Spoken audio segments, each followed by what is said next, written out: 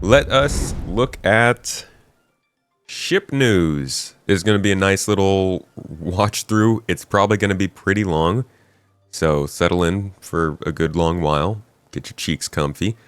We got an hour and a half information drop here of God. I'm probably going to try and summarize this a bit into a shorter video for those who don't really want to watch this whole thing. But if you do, welcome in. This is Star Citizen Live, August 21st, Ship Showdown Q&A. Let's get into it. Oh, and just for clarity, if you are watching this, I pause and talk a lot. So unless you want commentary, you might want to find another way to watch this. All right, let's do it. Yeah. Is there usually a sound effect there? I don't think so. Hi, everybody. Welcome to Star Citizen Live, emanating directly from our offices, the office part of the offices where we spend most of our actual day. Welcome. It's been a while. I'm your host, Jared. On the show this week. Nearly forgot it. On the show this week, for our Ship Showdown Q&A, our two big vehicle directors here in the UK office, Mr. John, I almost said John Curtis. Wow.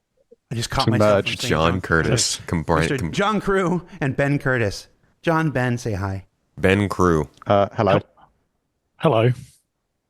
So we've got to get used to the camera swapping. Yeah, Zoom does the camera swapping. John, say something more. Hello. My name's John. Right, Camera doesn't want to look at John.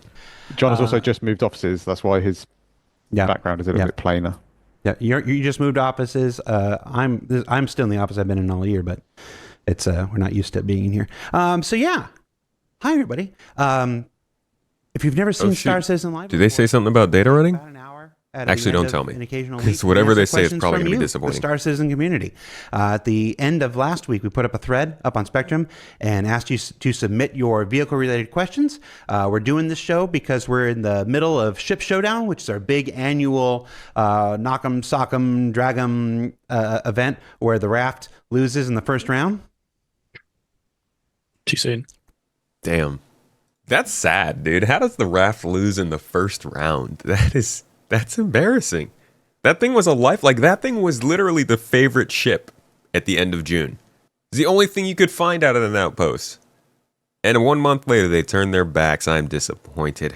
Have some spine, Star Citizen community. I just, talk to the people who made the bracket because that was so unfair. Good afternoon. And so we're just going to jump into it. We went to the thread. We grabbed a bunch of your questions. I do want to say a note. I want to say no before we jump in. Pretty good questions this week. I've been doing this for, on and off for 11 years. And a lot of the times we have to skip through a whole bunch of the questions because the questions aren't really on the topic, or they're for a completely different team than the team that we're doing, because people don't always think about, well, there's that team, there's that team, there's that team, and they all kind of work together, but we only got this team on or whatever. Questions were pretty good this week, so we were able to basically take our 30. We usually do about 30 in the course of an hour. We were able to take our Hell yeah, Star Citizen. Yeah, freaking give yourselves a pat on the back, dude. That's great. That's fantastic, dude. Good questions? Are you kidding me? Another round of applause. Good questions? Bro. We have the absolute f***ing worst questions sometimes. I've been watching these for like 8 years now, and they're awful. Like straight repeats of things that we got told in the last couple weeks, things that we haven't heard about since the last time they said the exact same thing all the time. Fantastic to hear we have good questions. I like that. That makes this a lot more exciting. Ethnification's good to see you, dude. 30 from the top 40. So we didn't have to skip many at all. So we are just going to jump right into it. And the first question, which is the most upvoted question if you account for how many times it was asked throughout the thread, and then combine all those votes. The first question is simply 600i rework when? Oh, it went to me. Oh. It went. You can answer then. Dude, I am amazed at how popular the 600i still is. So yeah, we've done the concepts. We've already shown some of that, I believe, last year. Sorry, it kind of blurs a little bit. Last year? No. No way. Get out of here last year. Hold on. I'm sure I've got these saved with the date. That was not last year. That was like at least 3 years ago. Had to be. Or I'm just getting way too old. Fall 22? Yeah, look at this. Look at this. Look at this. That is not last year. Where's the date on here? I'm probably giving too much of my information here. 2022, November 22. These are the concepts that they showed us. They are beautiful concepts. Don't get me wrong. I am a concept man. And it looks like exactly what it's supposed to be. A nice luxury yacht with a shiny interior and enough room for a battle tank for some reason, because you just can't help yourself. They did a lot to improve the cargo bay. It gets a lot more space all around it. The armory is looking much better. Like, clearly they're planning on putting a lot of the stuff they learned into good use to make this a better thing. But it's been forever since they showed those concept images, and they really didn't have to show those images at that time, considering clearly they had no plans for the 600i anytime soon. So I'm going to put that quite squarely in the CIG hype category of things that got shown off, because I'm going to go ahead and guess. I mean, I don't even need the, rage in chat about the 600i to know that they're probably going to tell us we don't have any plans for that in the... You know what? Why not? It's not in Squadron. It's not combat focused. It's not focused on base building. Passenger transport's dead for years, I think. I don't think we're going to get it anytime soon, and it's a disappointment. But let's hear what he has to say. It's no production work is currently happening on it. Wow, look at that. And it's not on our sort of like rolling 12 to 18 month schedule at the moment. I think everything we showed in the concept still valid. I think exterior wise, pretty happy with where the ship is. It's mainly down to interior layout changes and making a better use of the space that it's got. It's got quite a lot of space, and it's got a fair amount of wasted space. Yeah, you know what the biggest thing I think they need to do with this ship is make sure to never ever let any of these guns, can you see it here? These little guns, this gun up here, this gun over here, do not let them show their face, okay? All of these guns should be inside of this ship. It's insane that this is a space yacht meant for relaxation and luxury, and you've got huge-ass guns on the outside visible to anybody who's boarding. Like, this should absolutely be the same deal as with the new Kruger ship. It hides its guns when it doesn't need them. Yeah, the 600i needs work, man. And there's literally no reason for it to get done. The guns do retract? I don't think they do. I think I remember that being a problem. Do they retract? Okay. Well, that's good. I thought they didn't. Never mind. You can take that criticism away. I thought that they did not hide. Maybe that was another ship. The turrets do, but the guns don't, right? The pilot-controlled guns. Yeah, those are the ones that need to move. Images is pretty much accurate still. Big highlights being the Explorer gets a medical bed, and the cargo bay of it gets large enough to hold a Nova tank. And why it constantly, well, not constantly, why it never seems to happen is that really 600i owners have a functional ship. So when it comes to prioritizing what do we want to work on next, redoing the 600i takes the place of something else that doesn't exist yet. So, exactly. That's what I'm saying. Like, they're not going to... First of all, they don't want to do something if it doesn't have a need for the game, because at this point they're actually playing it efficient. They're not... Like, they don't have to sell ships anymore to make money. That's all they could do back... And I'm not saying like they're making money in a different way. I'm working on a video about this actually kind of right now. It's not exactly about this, but it's about the idea that they aren't that focused on using features and tech and cool stuff to get us interested in this game anymore.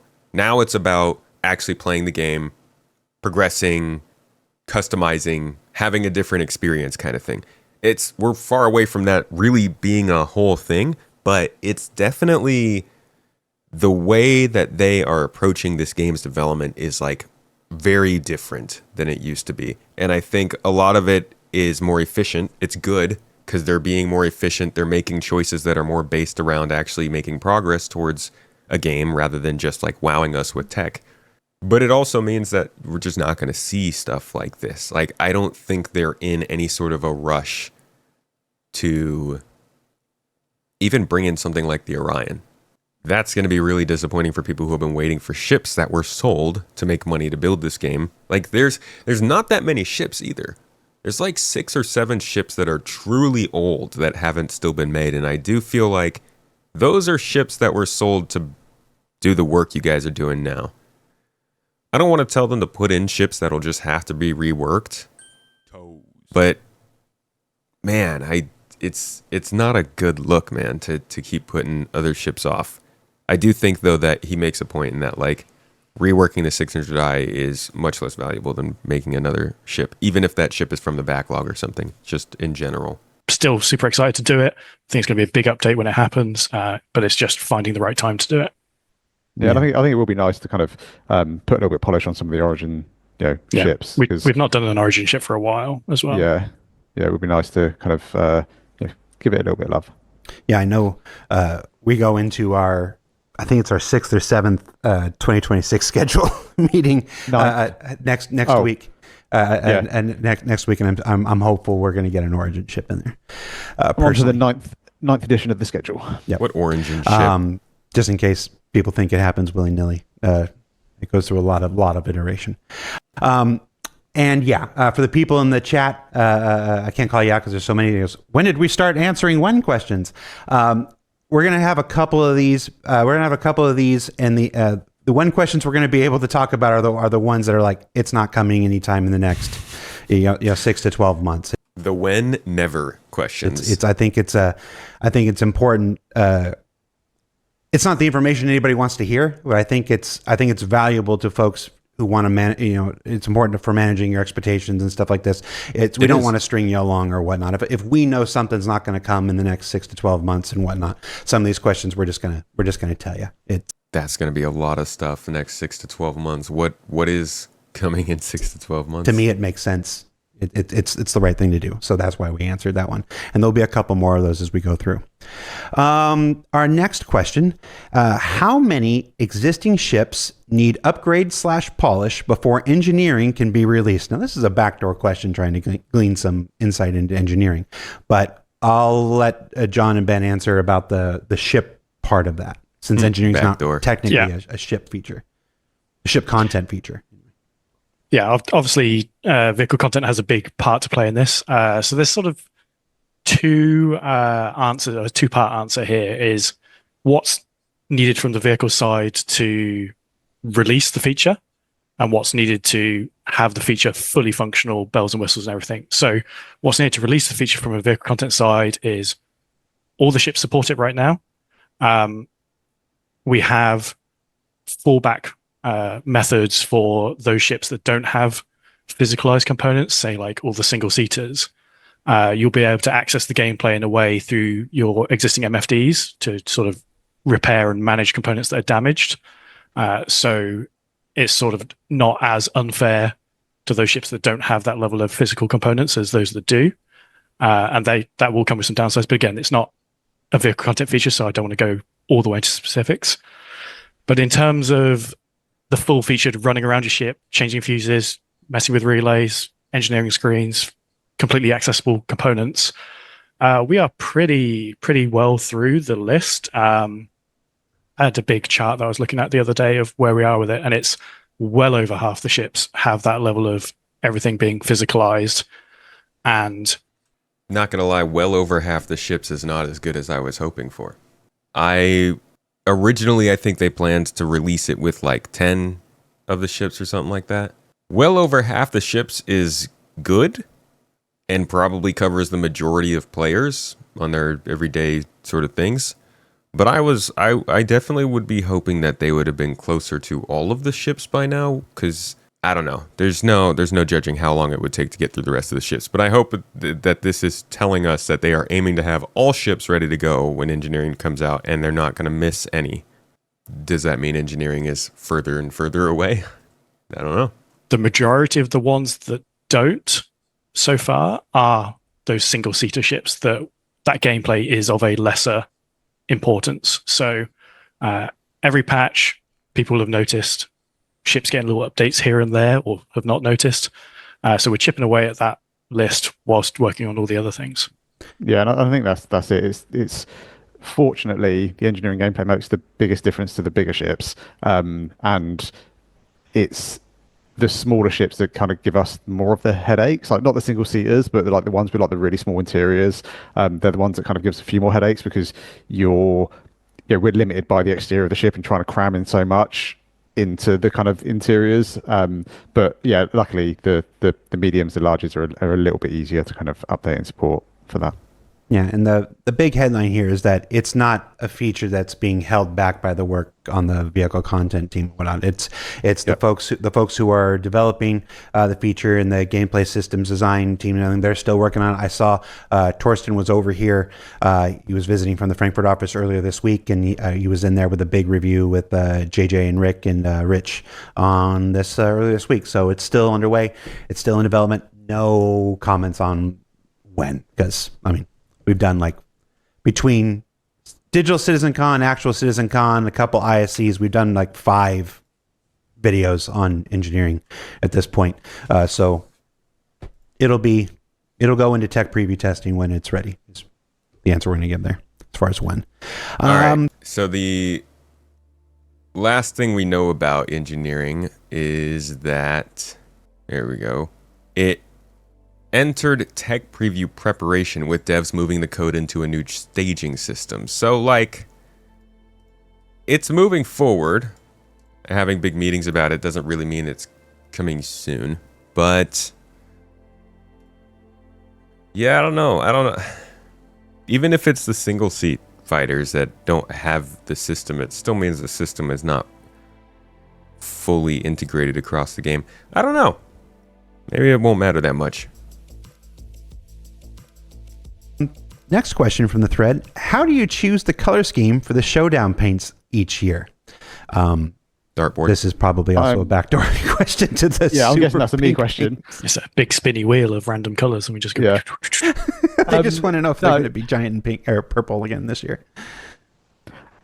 Well, we've got a meeting kind of next week to make some decisions on this. Yeah. It's not necessarily a me, John decision.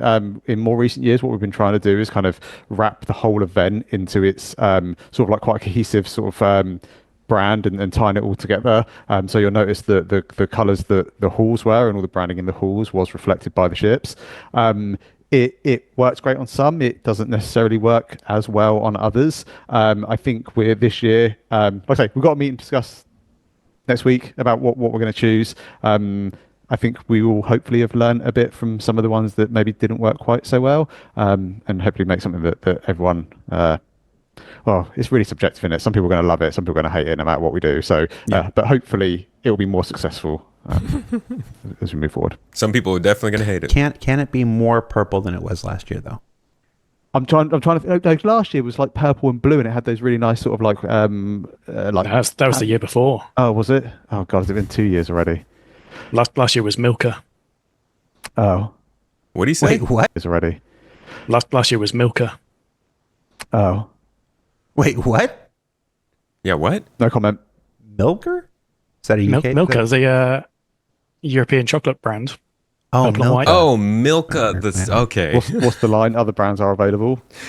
Which was also purple. So did we get 2 years in a row of purple? Is it also purple this year? Is it always purple? Yeah, they're not the only brand available. Other chocolate. And just in case any of Milka's lawyers are watching, that was not a binding statement from Clan Imperium Games. It's just colloquialism. As of 2025, most starter ships are far from being Gold Pass. These ships are the ones which are used by new players to discover the game, and they are sometimes so outdated and featureless that it feels wrong. Mm-hmm. Any plans to prioritize legacy starters to Gold Pass them? I like a question with a strong POV. Yeah. Yeah, man. Starter ships. Short answer, yes. In fact, this week we actually did the kickoff for gold standarding the Aurora series. So what do we mean by that? That means giving it all its physical components, updating the dashboard to current MFD standards, fire extinguishers, weapons locker, just fixing all the stuff that's wrong with it that doesn't suit the game today versus when it was made. And it's going to be a... Dude, and it was made a freaking while ago. When was that shit put into the game? Star Citizens Aurora. This one was released in... It says... Okay, it says 2959 in the lore. But I don't even know when this came in. This came in before 3.0, that's for sure. 2012, 2013 released with details along with variants of the Aurora. No, that was the brochure. 2013 second brochure. 2014 flight ready along with the Aurora series in version 1.0. Alpha 1.0. So this is a 11-year-old ship. Holy crap. It got reworked along with the rest of the Aurora series in 3.0, but it was still, I mean, that's 3.0 is still 2017. This is an old freaking ship, man. I know it was the original, but Jesus, it's been in game a while. A nice update for those owners, of which there are many millions. Yeah, I have a little bit of an issue with the term gold standard, because like gold standard's like an ever moving kind of line. So it's more about bringing the ships up to, you know, Current.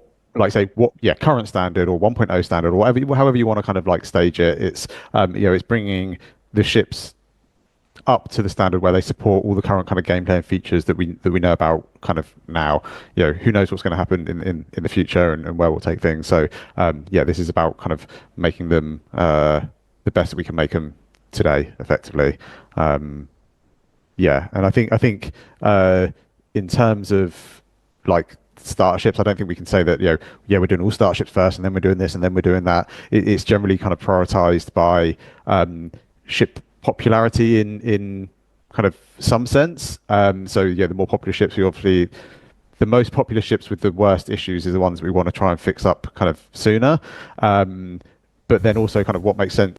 600i, folks, you hear that? From a gameplay and a business sense. So if we've got something, a feature coming out that we know is going to use a certain class of ships, and we've got some of those ships that are maybe lacking, then if we've got time in the schedule and everything aligns nicely, then hopefully we can kind of try and bring those up to standard as well where we can. It's honestly, you could use that as kind of a little hint guide. If we see ships starting to get updated in certain ways leading up to something, then it probably means that there is something that depends on that thing to actually be worth releasing. Quite a lot of kind of juggling of different things to kind of do the picking of exactly which ships are getting their pass when. There was a question in the chat from Denon Tonic. I don't know if I'm saying that right, but this person's been in SCL chat for years and years. Hello. They ask, why was the Aurora removed as a starter package? Simply put, it's a two-factor thing. I can't remember when we did it. We did it a while back ago. One, I think the Aurora MR alone, there's like 490,000 of them. Across accounts in the PU. When you factor in all the Auroras, it's definitely our most populous ship, and it was still needing a gold standard pass. It needs all that work. The dashboard they mentioned, the damage mesh, the ground fuel ports, the radar, and all, it needed work and everything. We felt that there were other starters that were a better start for people, just like the question originally said. See, that's backwards. I think they should have kept it up to date this whole time because it was the most populous ship, even if it's not the one that people want. Like, rather than letting the actual cheapest game package go out of date and therefore pushing people towards more expensive game packages, shouldn't you just fix the less expensive game package? I don't think there is a $45 game package besides the Aurora. And I feel like when you go to get this game and you click on the thing, okay, I guess you can't get to it anymore unless you actually make an account. Very interesting change. That's another one. That's a new one. No? Is that? Let's see if I can go to game packages from here. There we go. Okay. So these are on sale. This is a $45. So the Mustang's still available for $45. But the Aurora is not on here anymore. You guys remember earlier this year we saw they kind of pushed the Aurora off the page? There's a video about it on Space Tomato 2. We went and literally looked at the website and the Aurora didn't pop up there anymore, but you could still get it. They were just like slowly getting ready to remove it at some point. But yeah, without the Aurora, the next cheapest one is what, $60? What's going to happen to them? They better keep the Mustang on here, or they better do them one at a time. So we removed it from the starter packages. You can still buy it. You can still buy it individually if you want it, whatever. But we felt it was more customer facing to push ships that were closer to the current standard, as Ben said. And when the Aurora is back and up to the current standard or whatnot, we'll look at bringing it back into a starter package. What do we got next? I hope so. What happened? I think it's a great little extra ship. Also, it's nice. It's a nice thing to like give away and stuff, or gifts to somebody. Happened to the 4th Zeus variant. It was briefly shown during CitizenCon 2953, and it was apparently called the Zeus Mark II ST. ST, baby. I don't remember that, but I was really busy at CitizenCon. I do, because a fun story here is I put the wrong image in the PowerPoint slide for the presentation. And I noticed that on stage when I turned around and looked at the screen, and it had all 4 there. So yes, there is a 4th variant called the ST. And the reason it isn't really known about beyond there is it has a sort of game loop that passenger transport isn't really fully fleshed out. So we decided not to launch it with the other 3. What is it? And when that game loop is more fleshed out, what is it? we'll talk more about it. No. Yeah, it's one of those. I want to know, because if it's data running, then that'll be my ship. I do like the MSR, but like, if it was data running, that'd be cool. But I feel like it's those things we try. We don't always succeed. Let's just be real honest here. We don't always succeed, but we try not to push ships that don't have the relevant requisite gameplay at the same time. And when people see a new ship that's added every month, and they say, "Why are they doing another fighter?" or "Why are they doing that?" and whatever, there's a lot of factors that go into that. Not the least of which is that fighters sell. Let's just be real. But it's most of the time when people are like, "Why aren't you doing this ship?" or "Why aren't you putting another ship with this?" It's because we're waiting for the gameplay systems to mature, before we put more ships out in that loop. Again, we don't. AKA, we mostly only have combat, so we're just going to keep releasing combat ships for now. It doesn't always work out that way. Sometimes the schedule is a schedule. But wherever we can, we do try to not push ships that don't have the requisite gameplay or all the requisite gameplay and stuff. I am excited for that new salvage ship they're working on. Be exceptions. How is ship modularity? It's a space tomato coming along. How is what? Ship what? How is ship modularity coming along? I mean, it's out there now with the Retaliator. It is another one of those things along with the Hull C that took a long time, and we talked about it for a long time in SCLs and ISCs. It's out there with the Retaliator now. So really the only thing that stops it spreading further onto other ships that we promised it with is just simply time and resources to go through those other ships and do it. It's the same reason we haven't done the last 1 or 2 modules for the Retaliator. In terms of feature-wise, it's there. It's working as much as we need it to work for ships such as the Apollo, which I'll say is... What does that mean? It's working as much as we need it to work. I hope that's not like we're going to have to go back and redo it at some point when it gets bigger, kind of thing. Coming out next month with all of its modules, so all 6 modules. So it has the left and right tier 1, 2, 3 modules, so you can mix and match between them all. That's very nice. There might be some ships that I can't think of in the back of my mind that have a feature inside their modules that doesn't work yet. But if that's the case, we're probably not working on those ships anyway. But yeah, modularity as a feature works. It's technically 6 modules, but it's 2 it's the left and right with It's a, the left, a tier yeah, 1 because- bed, a left and right with the tier 2 with 2 tier 2 beds, and a left and right with 3 tier 3 beds. Yeah. So it is technically. I 6. still get confused by the tiers. It's the wrong way around in my head. It guys is. did We it. do everything in Star Citizen is generally tier 1 is your starting, and then you go up. And tier 2 is more than tier 1, and tier 3 is more than tier 1. With the Apollo, because of whatever decision we made back in 2018 or when I think it matches actual first responder injury stuff. I'm not sure. I don't remember. Oh, I guess that makes sense then. But I'll let it's inverse. So the Apollo is the only one that's inverse, where tier 1 med beds are the best of the med beds, and then tier Isn't it all like that? I thought all of the beds in the game are like that. It's tier 1's the best, tier 3 is the worst. 2 are the medium, and then tier 3 are the lesser ones. And that is confusing a lot of people. We're like John said, the September promotional ship, the flight ready ships are the Apollo triage and the Medivac. And Hey, and that is the announcement. Now, we know what next month's ship is. I guess it's no secret, no surprise. Sooner than I thought they were going to do, but they've got a busy year, or a busy last quarter ahead of them. They've got to drop in the Perseus. I guess obviously they're doing the Apollo. Probably going to do the new CNOU ship by the end of the year. And actually, there's nothing else that we actually actively know about. Maybe the Paladin, but I don't think the Paladin's going to be next year.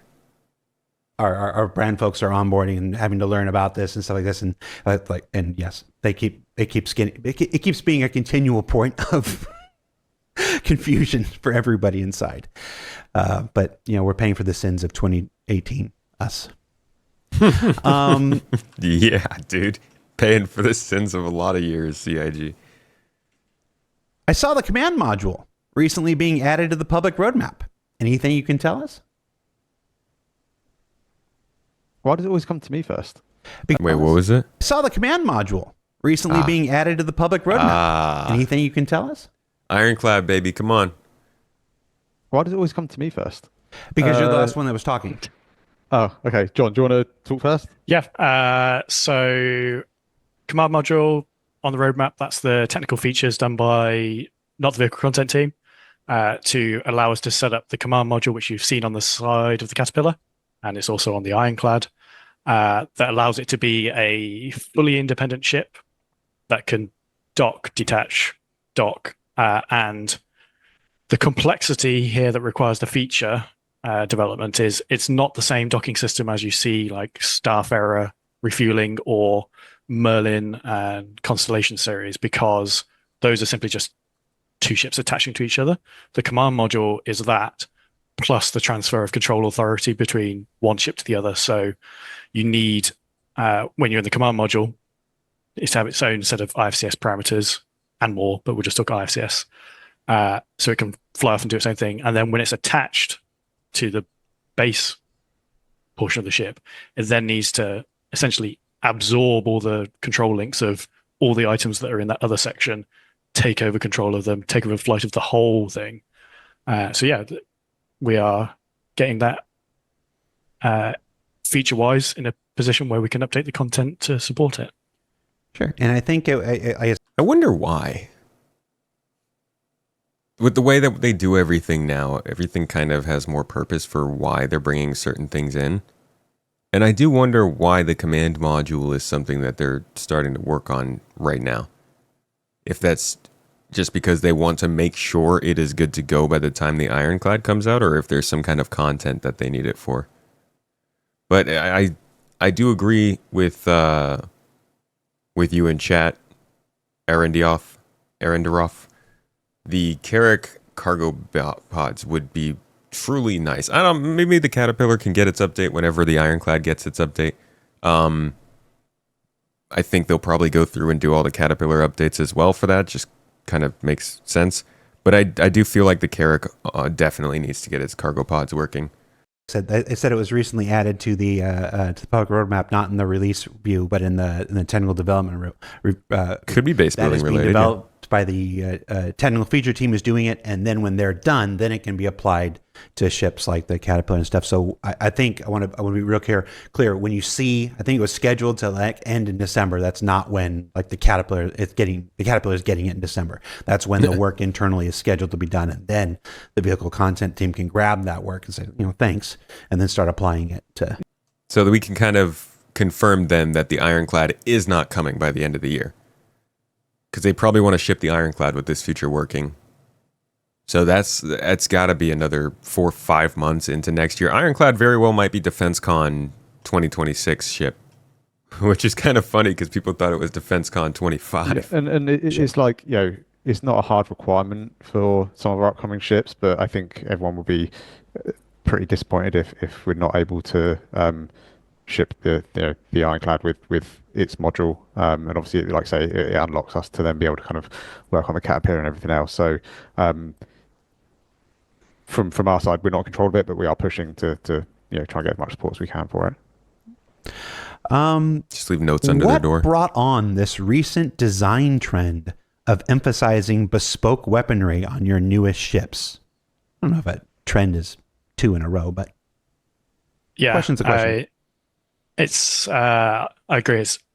It's an unfortunate trend based on just the last 2 ships. It's not a sort of weird plan to just bespoke weapons going forward. I think if I think about everything that's coming for the rest of the year, the only other bespoke weapon that is on any ship for the rest of the year is the Perseus turret guns. Everything else uses generic ones. No, there's a bespoke weapon on one of the October things. Generic any ship for the rest of the year is the Perseus turret guns. Everything else uses generic ones. No, there's a bespoke weapon on one of the October things. October things. Oh yeah. Yeah. Does the Paladin have anything bespoke? Maybe the CNOU ship? Okay, because I continue. So two more for the rest of the year. That sounds like a trend, John. Those ships also have generic weapons. And it's a 2-part answer. One, Ben could probably talk about from the visual side, but from the design side, it allows us to have essentially... Yeah, that's confirmation of the Perseus this year, basically. And we knew that, right? There's no way the Perseus wasn't going to come out this year. It's kind of written in the stars. Some level of control over the actual raw damage output of a ship, because as players know, everyone min-maxes.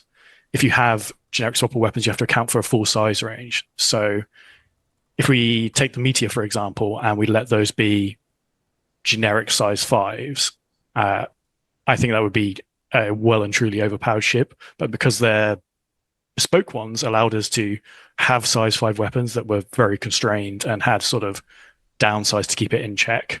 And the same with the Wolf, that generic size 4s would have made it sort of just a Talon, but smaller. I think you're right. It's a compromise. It's a compromise between design requirements and balancing and everything like that, and also between the visuals that we're trying to achieve. I think trying to fit generic size 4s on the Wolf would have limited what we could do with its visuals, and I know that's not important to everyone, but it does make up a large part of what we try and do with the game. But like I say, it's a compromise. With the Wolf, we were really keen to be able to kind of have those weapons fold away and kind of compress into the body and give those really clean lines. I think it was a quite important thing for Kruger. And with the Meteor, we kind of wanted to really tie those weapons into the kind of the ship itself and kind of show that it's make it feel kind of really powerful and really unique. If that is a limitation, then I am not. I don't know if that means. I mean, they do have ships where the guns fold away. They don't have a really cool animation, but they do fold away. The C1 Spirit, the absolute best ship in the game, has that feature, And like I said, I would hope for them to do that with the 600i. Not saying that they had to allow for... I really don't care about the bespoke weapons on that ship. If anything, I think they kind of nailed them. It's a really fun ship to use. I get why people aren't happy about it, but I don't think it needs to change. I just need to, make sure it doesn't happen to every ship. So we can integrate them into much like what we did with the kind of the Ares ships. And just because they're not generic size 4, size 5, or whatever that means. That doesn't necessarily mean that there's never going to be options for other weapons for those ships. It just means that they won't necessarily use all of the ships, all of the kind of weapons that are generic in that size class. But it doesn't mean that you're only going to ever have one weapon for a particular ship. I gotta save this as a reaction face from Jared. Is that, I wonder, man, please do that through modularity, not through other types. Or maybe blueprints or something that'll allow that kind of stuff to happen. I don't know. What does it mean? Okay. I hear what you're saying. We'll see if anybody else picks up on it.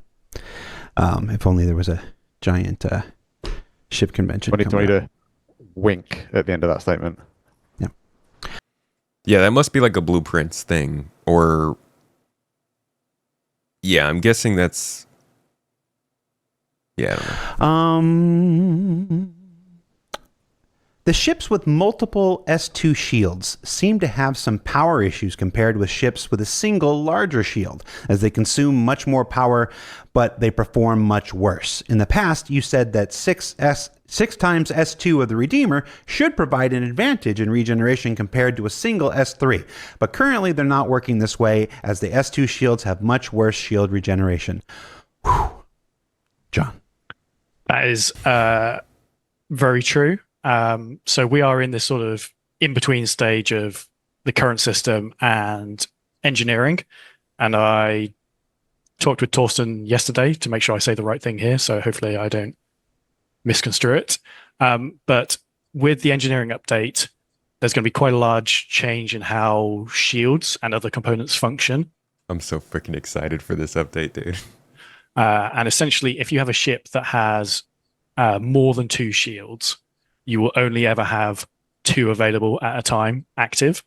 So that means that if one of them goes down, your third one will come online to take its place. If that one goes down, the fourth one comes online, 5th, 6th, whatever. So wow. In terms of power consumption, obviously that changes things drastically because you're only having to power 2, but you have this sort of...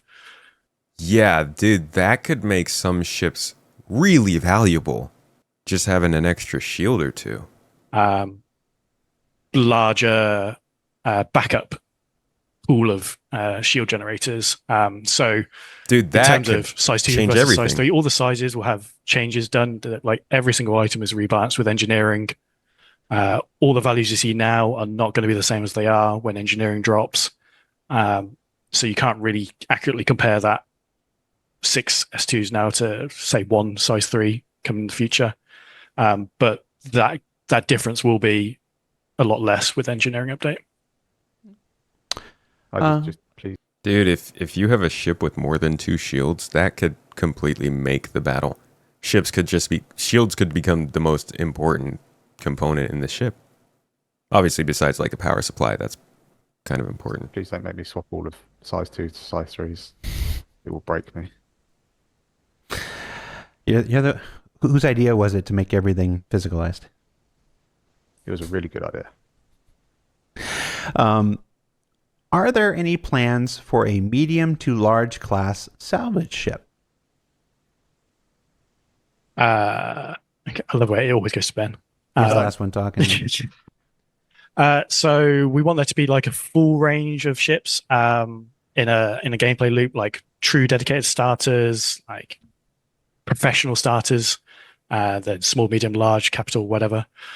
And we saw this earlier in the year with the introduction of the Golem for the mining loop. So you've got that teeny tiny proper starter ship. And for salvage, we want to have RSI? that as well as this medium large ship in the future to fill them out, fill the range out. Need an orange salvage ship. An orange one? Why an orange one? I think salvage suits orange ships. Ben's a leaky faucet today, huh? What is that? An Argo midsize? I mean, I'm pretty sure they also follow the Reddit and Spectrum and are insane brainstorming in Discords, wherever it might be. They know that people are like chomping for an Argo salvage ship. That's I would say it was a given even without him saying that, but now that he said that, probably going to happen. They do have an RSI salvage ship, a starting ship, planned for some point. And it was in concept phase back in April? March. The 1985 Wolfgang Peterson movie. March. Yeah, so in March, we got this view of their options. Yeah, they'd either like come out, or they'd be like, we're not sure how much movement. And this was the same show where we saw these options for the Kruger ship. This is the Kruger ship we ended up getting. Not saying that they would obviously go the same path of development, but if we do look at our handy dandy ship sheet, the ship sheet with all the ships on the sheet, I do believe that one of these unannounced ships and or vehicles is probably that small salvage ship. There's also a couple down here. We got just like a whole bunch on here we need to start eliminating. We could update this. You probably should wait, but I can't. It's too exciting. We're here now. We'll get back to this when the next monthly report drops. But yeah, I think this is going to be that salvage ship, and maybe they'll say something about it here in the live, maybe not. But when does that mean we might see a medium one? Ooh, a medium salvage ship. Let's go, dude. We need that. That'd be awesome. All right. Yeah, they probably want another starting ship ready by IAE. It's a good call. All right. I'm just going to ask this question, then I'm going to go get a drink. Backlog ships plan? Yep. Obviously a very popular topic, rightly so. It's always, like we've talked about this over the years lots, it's always a balancing act. At the end of the day, the company and the project is funded in a particular manner, and traditionally new ships sell well. But that doesn't mean we can't not do the old ones. We have to do that. But it's always a balancing act between fresh new content, updating the existing content so it suits the game as it is today. Like I said, we talked about with the Aurora, that isn't really suitable for the game today. So we need to fix things like that. And then we also need to finish and deliver on the backlog ships. Let me pull up the backlog for you guys so you can see what he's even talking about here. So this is a list of all of the ships leading up to 4.1.1 earlier this year, made by Colonial Movers, a fantastic content creator, and org, actually, in Star Citizen, if you want to join them. This has all of the information about the ship backlog, and it's pretty interesting information. It's got plenty of specific details about what the breakdown is of ships that have and have not released.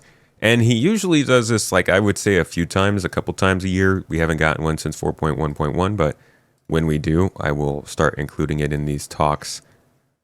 But you can see here, the red is the unreleased, the black is the released. Most of the ships have been released. And actually, if you scroll down, you'll see that in the grand scheme of things, 173 out of 213 were released earlier this year. A lot of those that weren't released were actually the larger ships. That's why we're just now starting to see them come in. So small ships pretty much done. Medium ships, you got a couple that are still holding off. But it's large and capital ships where you see a lot of the stuff just not coming into the game. I think that's what they're working on now with some of the larger ships. This also doesn't include how many ships they have to go back through and rework. But I do think that this engineering pass they're doing on them is helping out with that quite a bit. But looking here at the different ships that they could work on, almost all of them have something unique to them. Banu Merchantman, player shops. Orion, more advanced mining. Crucible, repair gameplay. Endeavor, everything. Genesis, Starliner, passenger transport. Javelin, we know, is getting close. It's also freaking huge. The hull B, D, and E are basically just the hull C and hull A combined in different sizes, so I don't think they see much reason to do that, especially since we don't have an economy to really differentiate between these ships. The Pioneer, obviously, base builder they're working on. Apollo's coming out next month. Kraken is a spacecraft carrier, which I guess they could work on. Just a really big ship, and they got to get the Ironclad done first. The Vulcan is like the first one on this list where I'm like, oh, please. But that's the same problem as the Crucible. It needs refuel and repair gameplay as well as drones. The Nautilus needs mines. The Ranger needs two-wheeled vehicles. The G-12 should have been worked on, but it sounds like they still are pushing it off. The Perseus is being worked on. Liberator is ship carrying. and I believe it also has refueling stuff in it. So I'm not sure. I can drop this in chat for you guys. I'm not sure if like what would hold back the Liberator, but hey, I thought it was going to be around by the time we saw Pyro. Guess not. Odyssey, exploration stuff. The Railin has weird cargo, but it sounds like they're working on it. The Expanse is refueling. The Galaxy has modularity, refining. The Legionnaire is hacking. The UTV, I don't know why they haven't given us that. Arastra is just a larger mining ship, probably not important to them. And then we have like these last ones, the Paladins being worked on. So like you could go through this list and see why most of them aren't being worked on, but they definitely do need to be getting through the backlog, like I was saying earlier, mainly because people paid for these. Like, get the gameplay together and let them get their ships, man. I understand seeing a bunch of ships coming in that are brand new and not getting to get your ship that was 10 years ago, but I also understand why CIG doesn't work on it if it's not going to make sense for the game at that time. Yeah, the Apollo is coming next month. They confirmed it in this video. Oh, the Arastra has a refinery, right? Okay. Yeah. Good call. And that changes year to year, quarter to quarter, and that ratio. It's something we put a lot of kind of discussion into and thought into as we're kind of like planning out the years and what we're planning on doing. And I think we kind of generally look at what we're working on in the 12, 18, 24 kind of month. Ben, I'm sorry to interrupt. Can you move your mic closer to your mouth? We can't hear you. Oh, I'm very sorry. Yep. Is that better? Yep. Yeah. I was just kind of echoing what John said. We basically, we put a lot of thought into it. We're kind of generally planning like 12, 18 months and ahead. And having a bit of a look at like where the backlog is, which, like I say, is something we do every time we're kind of talking about what ships next. If you take into account the sort of like the next kind of 18 months or so, after that we'll be left with maybe kind of like two-ish a year that we haven't delivered. Maybe some years 3, maybe some years 1. But I think we're definitely trending on the right trend. There's a few manufacturers. It's a lot better than it used to be. They would just release concept sales all the time. Now at least if they're releasing something new, it's going straight to flyable. I do think the backlog could still use some extra effort. They've got like 1 or 2 vehicles left. It'd be great to kind of get them kind of done off the backlog, and then we can really focus about kind of new and exciting stuff. I feel like we've made a decent effort, and we're kind of like we are getting towards the kind of like the end of the list. Yeah, if you look at the existing backlog ships, and we said this before, that we don't want to release ships without their gameplay, whether that's like feature-wise or game loop-wise. If you remove all the ones that, as of today, like if we could click our fingers and instantly magic a ship into existence, if we remove all the ones that don't have features in the game today or fully functioning game loops, that backlog list is quite small. I think you've got the G12s, which I know there's a question about coming, the Liberator, the whole series. Okay, so he doesn't feel like there's anything that's holding back the Liberator then. Odyssey, and then the rest. Oh, and the Odyssey. See, that gives me pause. Okay, because what's deep space scanning gonna look like? Is the Odyssey gonna need drones, or is it just not gonna? Because the Carrick has drones. I know they're not necessarily the same kind of explorer, but they're both large exploration-focused ships.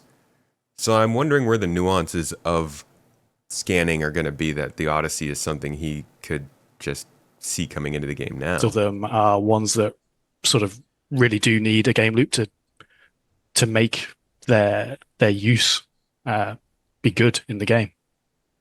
Yeah, I'm glad you mentioned that, because I was going to jump in there and stuff. It's often what happens is we have to interpret what the request actually is. People want the ships. What they're really saying is they want the gameplay. They want the gameplay that is associated with that ship, and we, the people in this call, are not entirely in control of that destiny. As everybody knows from our statement at the beginning of this year, certainly not all. It's been kind of exaggerated, but a bunch of our engineers and programmers and stuff are on Squadron, closing that out. There are still many gameplay programmers and engineers on Star Citizen working on crafting and base building and engineering. I'm literally like, I finished a video. I'm just editing it, and then it's coming out for supporters probably in the next like 12 hours, everybody else in 24 hours. And it literally is taking quotes like this from throughout the year with how many times they've emphasized that Squadron is getting the majority of the work. And I'm like, there's another one. It's right there. Programmers and stuff are on Squadron, closing that out. A bunch of our, certainly not all, it's been kind of exaggerated, but a bunch of our engineers and programmers and stuff are on Squadron, closing that out. There are still many gameplay programmers and engineers on Star Citizen working on crafting and base building and engineering and the new inventory system we showed off on SCL a while ago, stuff like this. So, but there's never enough people to work on everything all at one time. There just isn't. So you guys can make those ships when the gameplay team gets around to make. I still think they try to make it sound better than it is. I really do believe that most of it is going towards Squadron right now, even if it's not 60-40 or whatever. If they were doing as much work as they had been in previous years, they'd have more to share. And they just don't have, maybe they don't want to share anymore, but subscribers are still paying for these productions to be made. And if they're just kind of being like, we're not going to make the production because we don't want to, that's different from not having the work done. I would understand not having the work done, but then they come out and they say that there's a bunch of work being done. So which is it? I don't know. That gameplay and stuff like this. But when you take those ships out, somebody in chat mentioned the Endeavor. The Endeavor's going to, let's just be real, we're going to be waiting a while for the Endeavor. The Endeavor. When you take those gameplay ships out that don't have the gameplay, the backlog is actually pretty reasonable and stuff. Even the Banu Merchantman requires NPCs and being able to set up your own shops with NPCs and stuff, and that's feature work and stuff. So it's always a balancing act. We answer some version of this question twice a year, every single year for at least the last half decade and whatever. The answer never really changes, but there's always new people. So I want to make sure, it's a thing. We'll keep answering it because people want their ships and people deserve to have their ships in as timely a manner as possible. But we have to balance that between gameplay services being available and, quite frankly, the needs to continue pushing the project into new directions at the same time. So it's not easy. No, it's not. We can tell 12th question. I don't know why I said the number. Railin cargo pod system, valid or needs rethinking? Ooh, that's a good question. I'm glad they finally took that. Who's it going to go to? I'll go. Okay. I think it's. Can I say both? I think visually, it's valid. Like we really like where it is visually. And we have been doing a little bit of investigation on this kind of fairly recently, trying to work out what we want to do with it.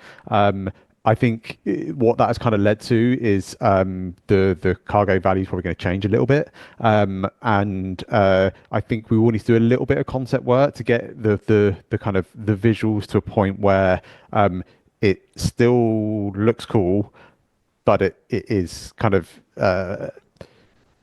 it's practical and these are the cargo makes the pods. ship kind of good to use, because the last thing I really want to do is push us too far down a particular route with the visuals that just mean that it's an absolute pain to play with.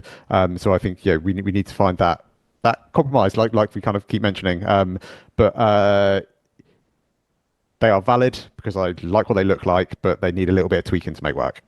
Yeah, they are going to use the existing SCU cargo system that we have in the game, so they're not going to have some that was weird the important bespoke bit that I should have said. Xi'an Okay, yeah, cargo that's shape important. cargo. It's going to use the same SCU ones. It's going to take 32 SCU containers, but we have some ideas on how we're going to sort of wrap that up in the Gattac style language, and then the cargo capacity is going to go way up. I'm not going to give a number here. We'll give a number later on, but it's up. Nice. Okay. So that is actually pretty interesting. These are the cargo pods from a close-up perspective. You could see that they're kind of it actually I could see it. Because it's not necessarily the pods themselves that have this like triangular shape. It's almost like these triangles are holding the boxes inside. So if you just have the triangles and then make these internal parts rectangular, you could make it so that it works with the 32 SCUs. This is like the top back of the ship right here. But yeah, it's an interesting ship. You might recognize the design language from the Seulin. Same manufacturer, kind of works the same way in the transformations and stuff. It's very sci-fi. I love the design language of it. I think of all of the things in the game, this reminds me most of like what you would see from Halo universe, like Forerunner kind of tech. This between this and John, which it is John, so that makes sense. Cool ship. Glad to hear that they're going to stick with the concept.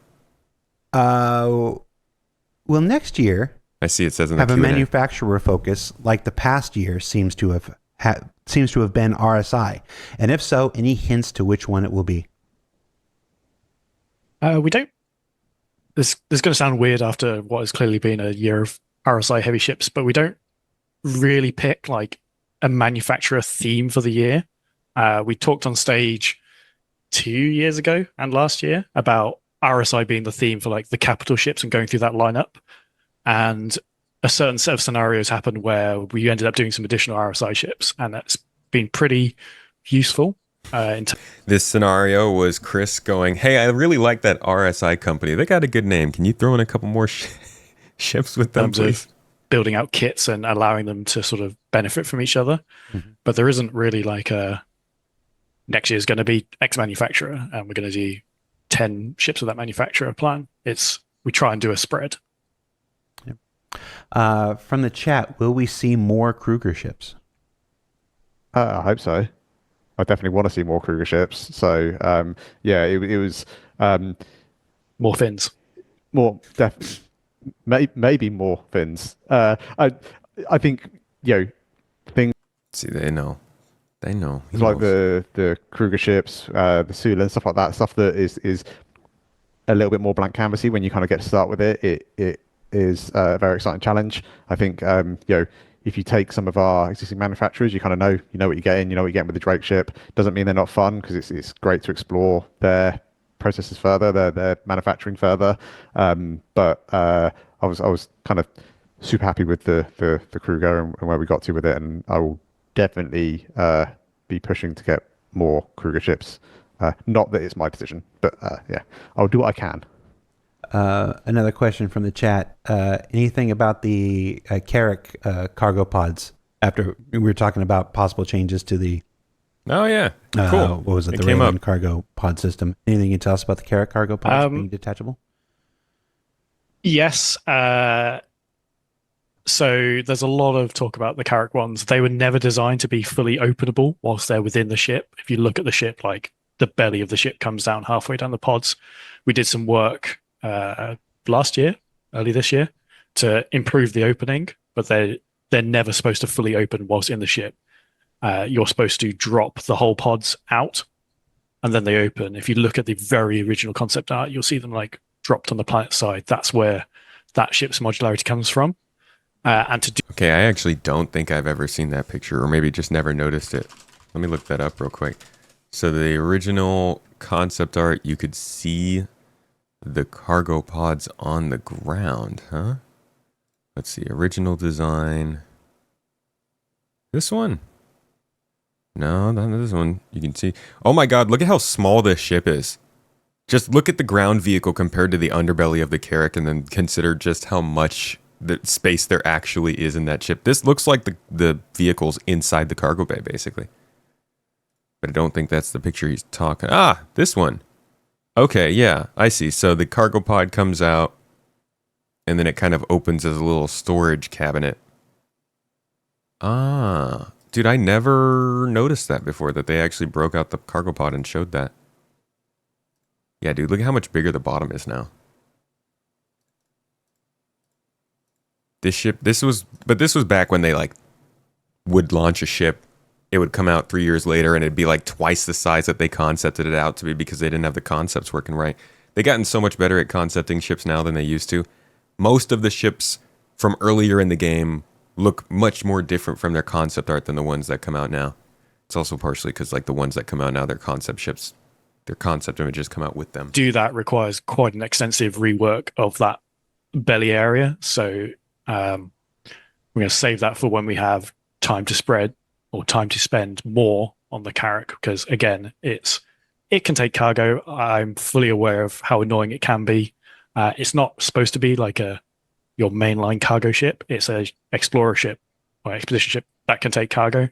Yeah, aware of the problem. The solution is slightly more work than I think people tend to think. Yeah, folks in chat are talking about how loading cargo for the Carrick is so painful. I just realized it's in the side of my screen here. You want to see what else is painful about the Carrick? Here's a piece of merchandise that never made it off the drawing board. This was a Carrick plushie we explored like years ago. I just had it on my... That's a pain. I'm sorry. table. Yeah, it's Look.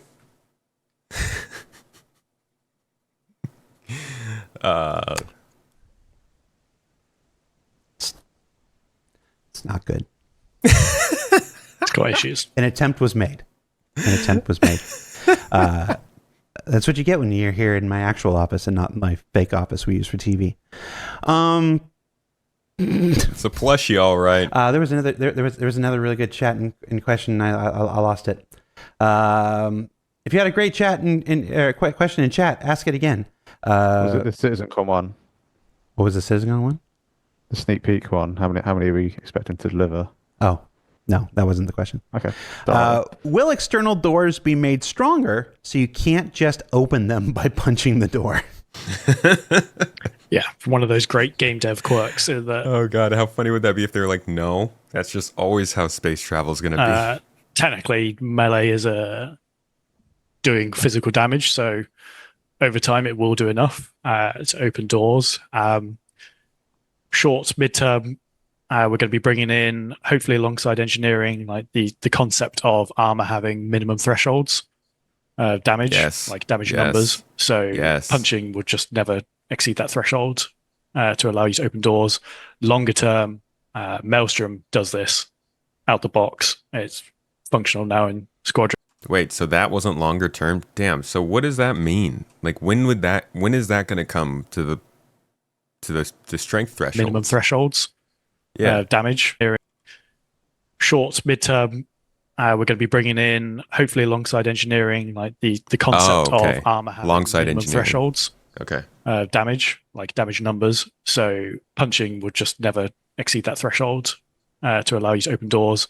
Longer term, Maelstrom does this out the box. It's functional now in Squadron. Like your punch doesn't do enough kinetic energy for the system to even care about, so you'll never be able to break it like that. And as the interim, until that comes into the PU, engineering will hopefully bring the sort of lightweight version of that approximates the same outcome. Okay, that's a nice little I found the question. Sandman 0888 asked. No, he didn't ask it. I lost it again.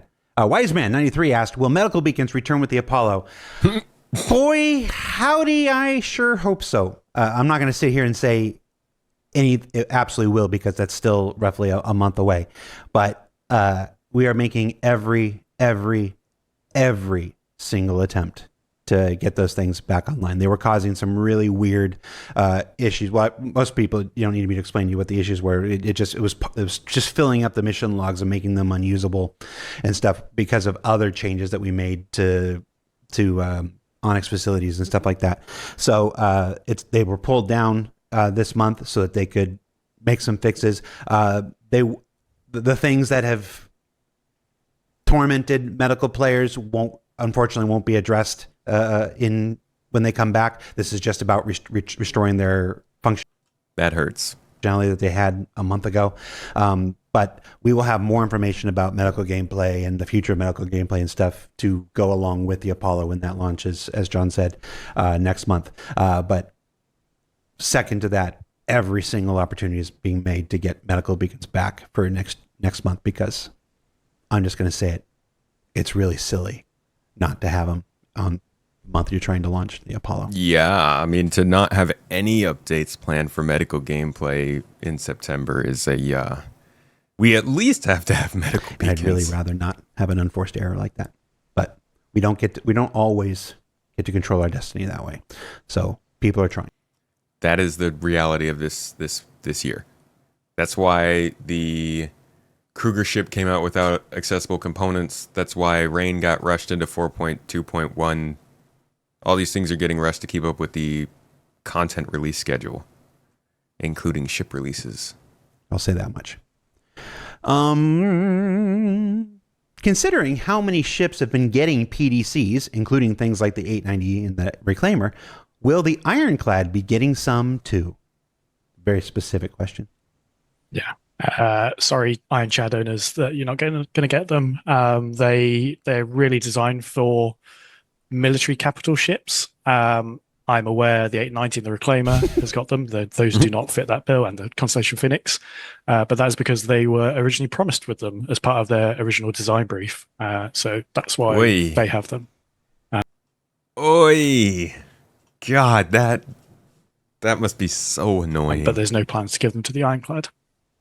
Oh my God, There is dude. a new vehicle with a new kind of PDC coming soon. There is. Where there's a will, there's a way. Is that the Bespoke PDC that you spoke of earlier? I feel like there's some kind of interesting turreted combat ship that maybe they're hinting at here. And also, I was just talking to the economy guys. We are adding the existing PDCs, the laser repeaters and the new missile ones we launched with the Idris K kit. Those are going to get added to the in-game shops probably sometime around November to make you people, to make those of you who have ships with PDCs You have people. some more customization. What do you mean, you people, Jared? That stuff's coming. So about getting in and out of ships and seats, which always locks the player into an, in my opinion, way too lengthy animation that we can neither cancel nor skip. Are there any plans for a refactor of this, like there are plans for ladders and vaulting, climbing, traversal? Okay, somebody in chat pointed out it might be the Perseus PDC. Yeah, Perseus does have a radar-controlled small turret, so it might be that they're talking about there. Yes, some of them are definitely too long. Calling out the Talon, especially. That is too long. It needs shortening, but we can't just make... Well, we could just make the animation shorter, but then all the audio and things are out of sync, and we want to make it all feel nice. And like part of the allure of Star Citizen is feeling like you're in that world. So when you start getting audio visual disconnects, it's not great. I saw this question. It also sort of hinted like, why don't we just use the ladder V2 tech for getting in and out of ships? That's never going to work. They're two very different systems.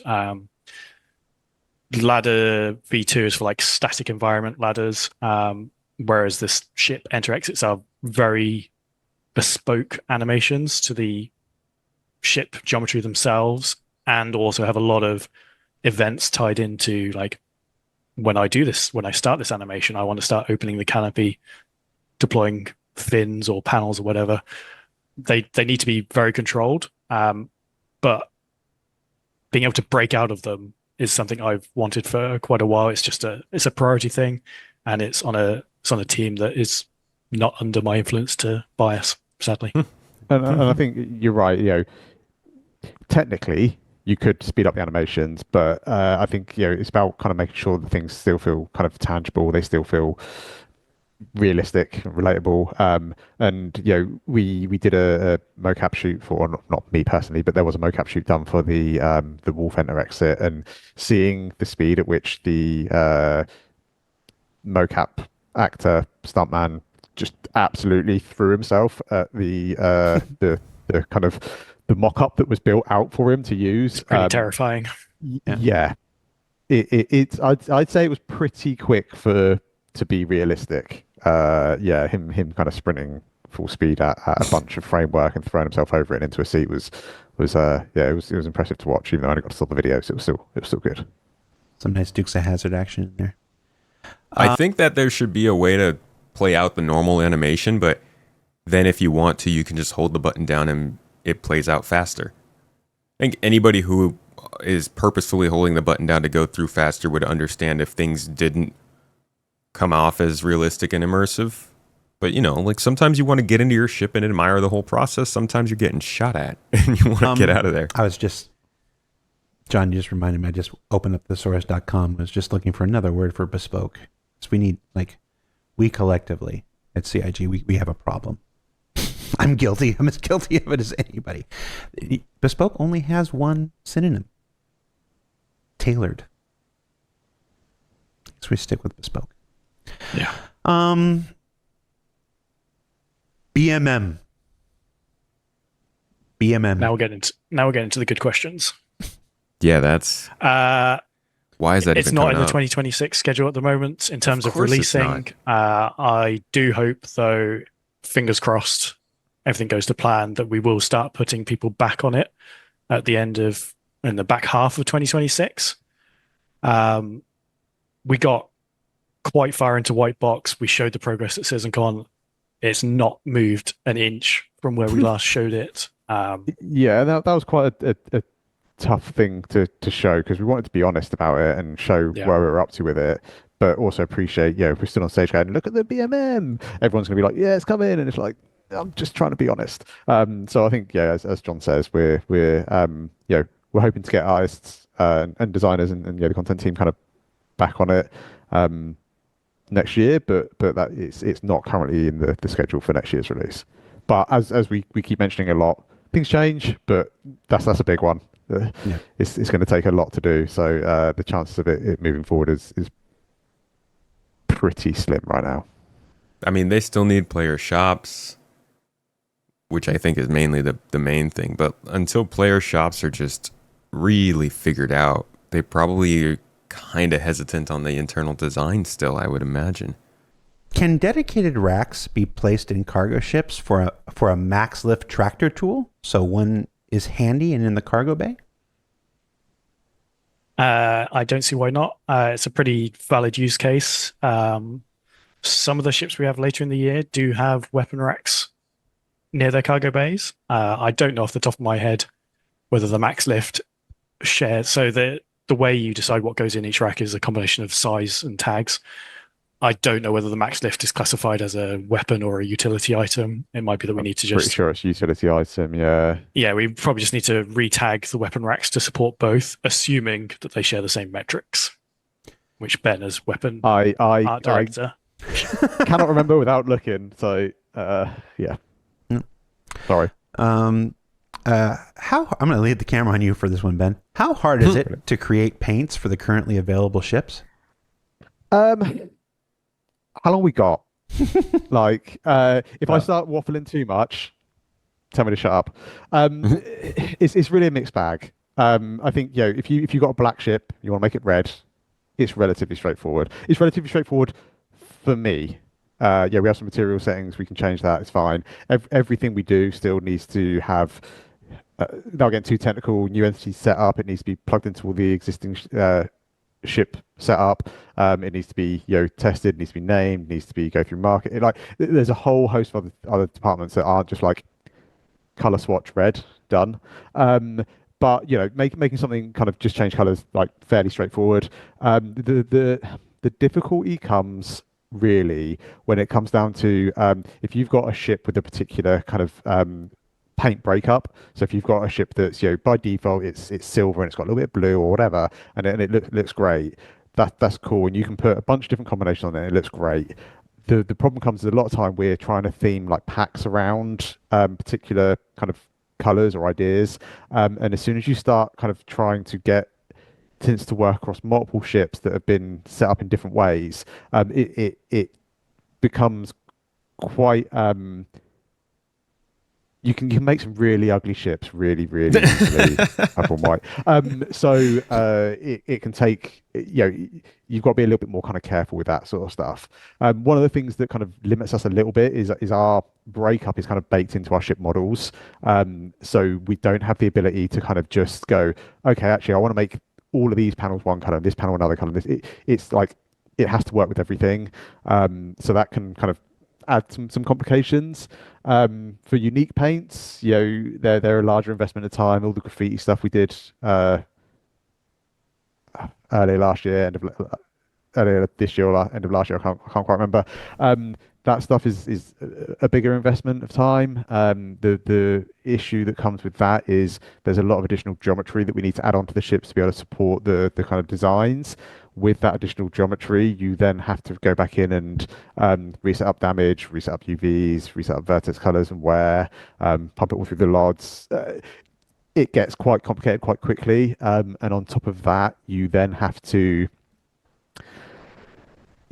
go through and re-update all the existing paints and tints that have already been done for those ships and anything that shares any variants. So if you take a Cutlass, for example, all of a sudden you're working across multiple different variants, all with loads. It just gets more and more kind of a rabbit hole you go down. So they do take a bit more investment of time. To try and not waffle for an hour on just this subject, we have recently been doing some R&D into how we improve the system and how we want to make it easier for us. There's lots of really kind of clever ideas and things that we've talked to our kind of graphics team about, who luckily sit next door to me, so that's quite handy. And we're kind of getting buy-in from these other departments, and they want to kind of see us push it as well. It now comes down to breaking down the work, kind of getting that estimates in, getting into a schedule, working out the priorities on it. So I do hope that we can make better paints quicker in the future. But at the moment, it's I wish it was just the easiest like color swatch, pick, go, but it's not. And it really is wild. It just shows how much they didn't have to depend on this stuff for money, because I feel like making sure you could, like, for a company in their position, making sure that they could sell paints very quickly seems like it would be really important. They get funded basically by everything people buy from them. But purchasing ships has been a much easier avenue. I hope that we do see the point at which players can somehow make their own paints. I mean, they're talking about org customization and stuff, but I feel like they're still not telling us exactly how they want it to work. Probably because they don't know. No, there's a lot of games out there that do that. There's a lot of racing games that do that, and they allow you to do like full liveries across it. But the scale of our game, the texture resolution that we work to, you try put in a unique texture on a ship that's 250 meters long, you very, very quickly see the limitations of unique unwraps and unique texturing, which is something that just doesn't work for a game of our scale, and it's not a compromise that anyone's really, especially me, is willing to make when it comes to putting them out. Like, I'm not having low res, low quality artwork all over the side of our ships. Sorry. No, good answer. Is this them basically saying that they're just not going to make it so that players can change colors? That would be a bummer. I don't want slightly off red on one gun and then slightly different red on the armor that goes with it. I hope we can change the colors ourselves. Check your check Teams for a question while I ask. Oh, I think selling colors would be not necessary if you still sold the skins, right? The actual unique designs that the ships have. But then you let the player choose colors. I think there's some monetization opportunity there, and maybe it costs a lot in game to sell to get colors, and they could still monetize it to some point. I don't know. I feel like there should be some extra level of player choice there, but that's not actually a really big topic I'm not tied to. John, a question here. okay. John, can you give us any more info about other Retaliator modules? Okay. I'm going to cut this into two parts because this got very long. So we're going to do a Ship Showdown Part 1 and Ship Showdown Part 2 in terms of the videos. So if you're watching this on Space Tomato 2, check out the next video that pops up.